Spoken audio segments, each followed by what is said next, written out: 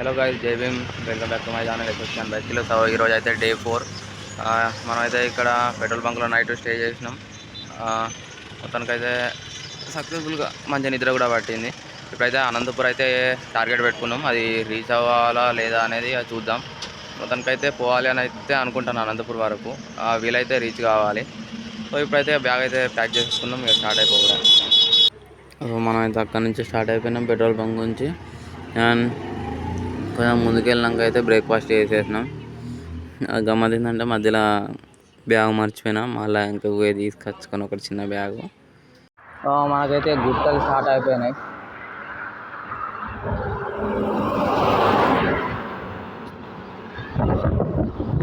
Bag పెట్టడం వల్ల కొంచెం కష్టంగానే ఉన్నది ఇవన్నీ ఎక్కుడు. మనకైతే విండ్ మిల్స్ అయితే స్టార్ట్ అయిపోయినాయి ఇక్కడ. అండ్ ఏపీ అండ్ తమిళనాడులో చాలా వరకు ఇలాంటివి కనిపిస్తాయి మనకు. ఇక్కడ నుండి అయితే ఆల్మోస్ట్ ఒక 2-3 కిలోమీటర్స్ వరకు అయితే ఉన్నాయి విండ్ మిల్స్. అక్కడ లాస్ట్ అక్కడ మూల కనిపిస్తే గుట్ట వరకు ఉన్నాయి. తిరుగుడు బంద్ చేస్తాయి. 3 days రైడ్లా లేదా బెస్ట్ లొకేషన్ అనిపించింది ఇప్పటికైతే. ఇటు విండ్ మిల్స్, లెఫ్ట్ సైడ్ గుట్టలు, వాటరు, ఆ గుట్టకి పొలాలు, కింద అరటి తోటలు, మామిడి తోటలు పక్కన, ఇటు పంటలు, చేన్లు. ఈ 3 daysలా క్రేజీ అనిపించిన లొకేషన్ ఇది. అంటే ఇక్కడ గుట్టలు ఉన్నాయి, హైట్ ఉంది. బట్ ఇవన్నీ చూసుకుంటా పోతుంటే అరే ఇంత దొక్కుతున్నాం అన్న ఫీల్ అనేది లేదు అసలు. గుట్టలు ఎక్కి ఎక్కి అంత హైట్ ఎక్కి ఎక్కి ఇట్లా డౌన్ ఉన్నప్పుడు అయితే అబ్బా సాయిరం అన్నట్టే ఉంటుంది.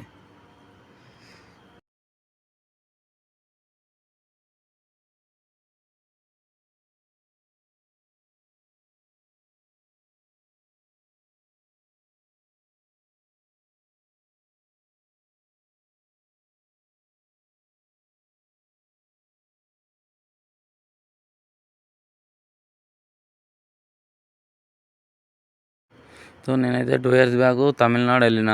అంటే ఒక 1 week ట్రిప్పు సంక్రాంతి టైంలో అట్లా వెళ్ళిన. అంటే ట్రైన్లోనే వెళ్ళిన. రిటర్న్లో నాకు ఒక లొకేషన్ కనిపించింది అన్నప్పుడు బాగా అనిపించింది. ఇప్పుడు ఏదైతే లొకేషన్ ఉన్నదో సేమ్ నేను అప్పుడు ఎట్లా అంటే ఏదైతే చూసినో సేమ్ అదే అనిపించడం ఈ లొకేషన్ మొత్తం. మారాడైతే మొత్తం ఇదే గుట్టలలో అయిపోతుంది చాలాసేపు నుండి. అప్పుడే బ్రేక్ఫాస్ట్ చేసినాక స్టార్ట్ అయిందంటే మొత్తం ఇదే. అప్పటి నుంచి మొత్తం ఇలా ఫుల్ హైట్ ఉండే, ఎక్కడో కొంచెం అటు ఇటు కష్టమైంది. ఇప్పుడు మళ్ళీ డౌన్ స్టార్ట్ అయింది. ఆ లొకేషన్ మాత్రం వేరే ఉన్నది, పబ్జీల మీద మార్కు పోయినట్టు ఉన్నది. ఇంకా చూసిన మామిడి తోటలు, అరటి తోటలు, మొత్తం గుట్టలు.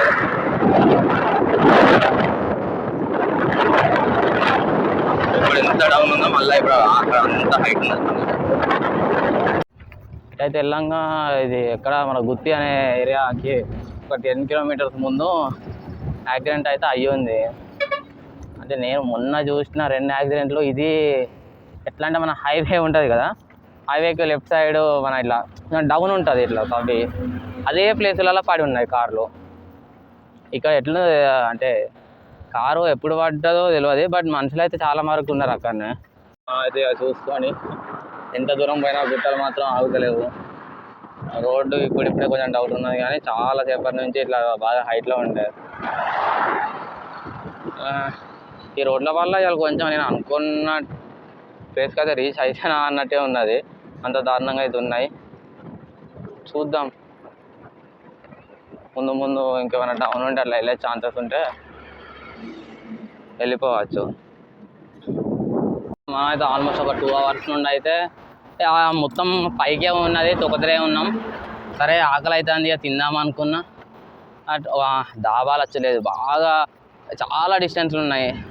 ఒకటేమో సర్లే ఇక్కడ ముందు ఉంది అని వెళ్ళే వరకు క్లోజ్ ఉంది. తర్వాత ఇంకోటి ఇట్లా అంటే ఆయన చెఫ్ రాలేదంట, సో ఇలా వంటలు చేయలేదంట. అప్పటి నుంచి చాలాసేపటి నుంచి అది చూస్తున్నా, ఆకలి అయితే అవుతుంది గట్టిగా. ముందట ఇంకొక 6 kilometers ఉంది, అది ఓపెన్ అని చూపెడుతుంది గూగుల్లో. బట్ ఇక పోయే వరకు మాకైతే తెలియదు ఉన్నదా లేదా ఏందనేది. అయితే ఇంకా NH-44లో అయితే నడుస్తున్నాం. మనకి ఎట్లా టైం పట్టేలా ఉంది లంచ్ చేయడానికి, కానీ ఇక్కడ ముంజంకాయలు కనిపించినాయి. సో ఇక్కడైతే ఆగేసి మనమైతే ఒకటి తీసేసుకున్నాం. ఒకటి తీసేసుకొని తిని మళ్ళీ స్టార్ట్ అయిపోయినాం. సో మనమైతే చాలా దూరం వచ్చేసినాం.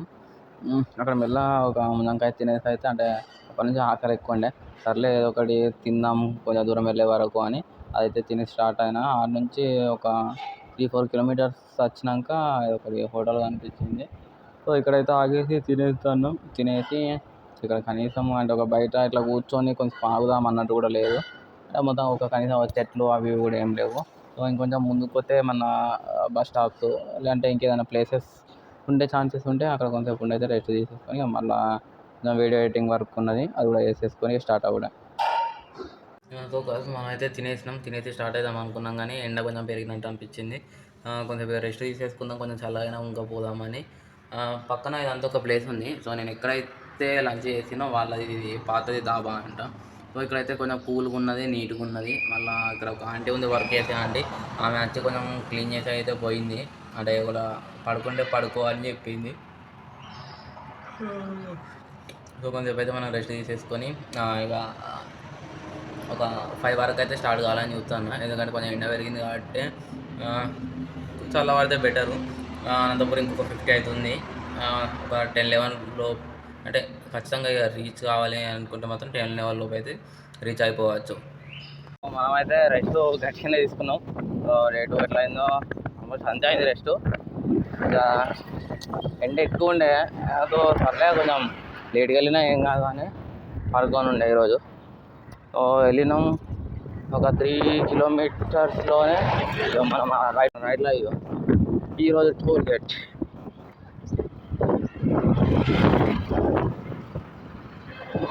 ఇది కాసుపల్లి టోల్ ప్లాజా. అసలు నిన్న మొన్న నేను చూసిన సన్సెట్ కంటే ఈరోజు సన్సెట్ మాత్రం క్రేజీ అనిపించింది. పక్కన మొత్తం గుట్టెల కిందకి వెళ్ళి ఇట్లా దిగుతుంటే అంటే జర కొత్త పెద్ద ఫోన్ అయితే బాగా వచ్చేది, కానీ ఇందులో అంత ఏర్పడతలేదు.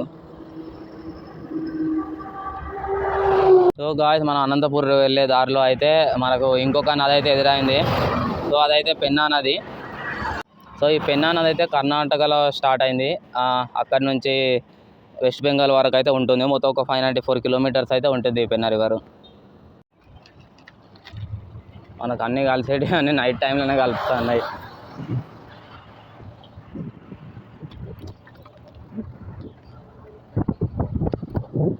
మనకైతే అనంతపూర్కి ఇంకొక 25 వరకు ఉంది. ఈరోజు అయితే అక్కడే హాల్టింగ్. మాకు అన్న వాళ్ళు ఉన్నారు అక్కడ తెలిసిన వాళ్ళు. సో ఈరోజు అయితే అన్న వాళ్ళ దగ్గరనే స్టే. మనకైతే ఇక్కడ దారిలో కొబ్బరి బొండాలు కనిపించినాయి.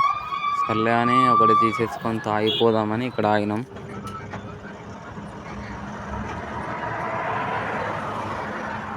సో మనకైతే అనంతపూర్కి ఇంకొక 15 కిలోమీటర్స్ ఉంది. డే టైంలో ఎక్కడ దొరకలేదు, కానీ ఎప్పుడైతే దొరికినాయి కొబ్బరి బొండాలు. సర్లే కొంచెం ఎనర్జీ ఉంటుంది కదా అని ఎప్పుడైతే చేసుకొని తాగుతున్నా. సో కాదు మనమైతే అనంతపూర్ అయితే రీచ్ అయినాం. ఇదైతే అనంతపూర్ రైల్వే స్టేషన్. సో మన వాళ్ళు అయితే ఒక 2 కిలోమీటర్ డిస్టెన్స్లో ఉన్నారు. అక్కడికి వెళ్ళి ఈరోజు అక్కడనే నైట్ స్టే. ఇది వచ్చేసి అయితే మన క్లాక్ టవర్ అనంతపూర్లో సెంటర్ అయితే ఉన్నది. కొంచెం బ్యాక్ సైడ్ అటు అయితే ఆర్ట్స్ కాలేజ్ అనేది ఉన్నది అటు ముందుకి, అంటే దాటేసి వచ్చేసినాం. ఇదైతే క్లాక్ టవర్ అనంతపూర్లోది. సో గైస్, మనమైతే రీచ్ అయిపోయినాం అన్న వాళ్ళ ఇంటికి. ఫ్రెష్ అయితే అయిపోయినాం, తినేసినాం. ఇక కొంచెం ఎడిటింగ్ వర్క్ ఉంది, అది చూసేసుకొని ఇక పడుకోవడమే. సో ఈరోజుతో అయితే ఎండ్. బాయ్.